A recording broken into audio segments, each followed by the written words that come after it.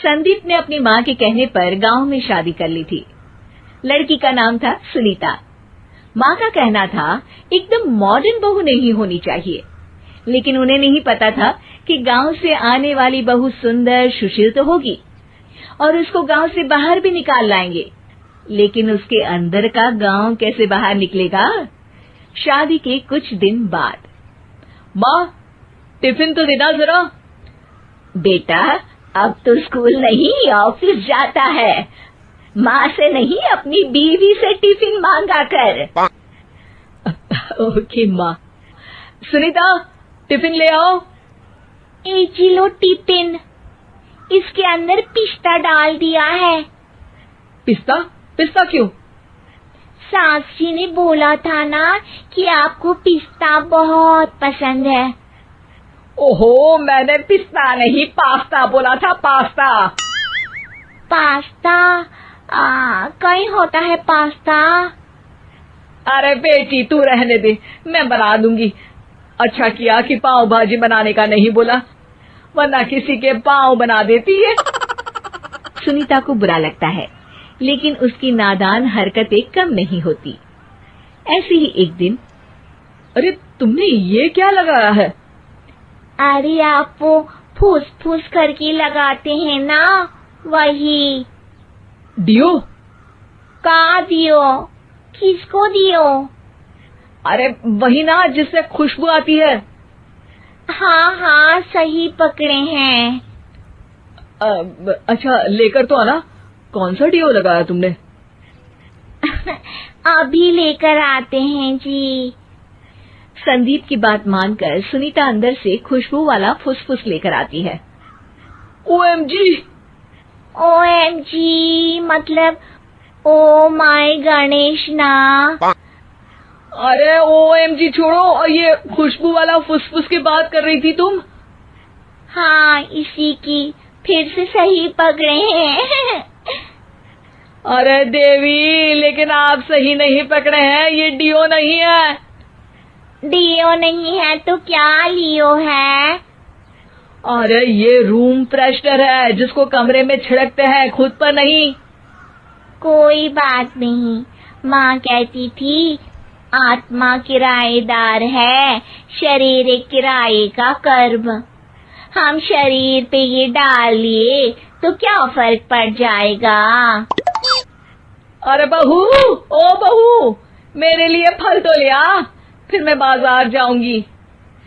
सुनीता अपनी सास के लिए फल लेकर आती है। अरे बेटा, पपीता, तरबूज और सेब फल ऐसे कैसे खा लूं? काट कर तो ले आ। माँ जी, मेरे गांव में तो खेत से उठा के सीधा खा लेते हैं। अरे ये तेरा गांव नहीं है ना। अरे संदीप, तू ही कुछ समझा देना इसको बेटा। मैं कैसे समझाऊं माँ, ये तो माइक्रोवेव को भी भट्टी बोलती है। कल मैंने बोला हाय कैसी हो, तो बोलती है किसी को हाय नहीं लगानी चाहिए। अरे सुनीता, तेरा क्या होगा? अभी तो कैसे बताऊं माँ जी, अभी हम कुछ करेंगे फिर पता चलेगा क्या होगा, लड़का या लड़की। हे भगवान, कहाँ से आ गई ये? रामपुर से जी, आप ही तो लेकर आए थे मुझे। अरे मुझे माफ कर दो।